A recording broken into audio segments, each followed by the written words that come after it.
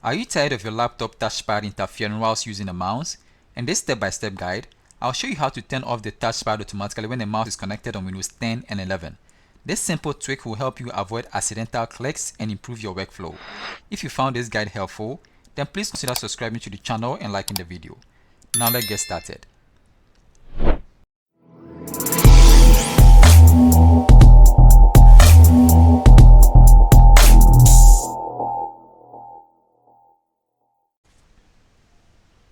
So to automatically disable the touchpad when the mouse is connected, we are going to click on the Start, and then we click on Settings.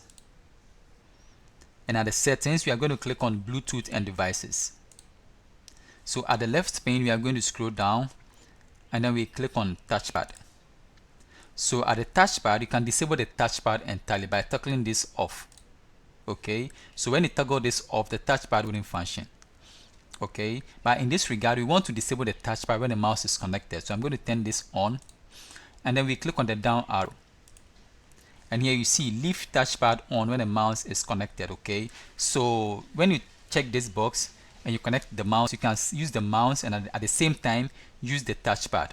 Okay, but when you want to connect the mouse and disable the touchpad, we are going to uncheck this. Okay, so when you uncheck this, now when you connect the mouse to the laptop, the touchpad will be off automatically, or the touchpad will be disabled automatically. Okay, the moment you remove the mouse or you disconnect the external mouse, the touchpad will automatically be turned on.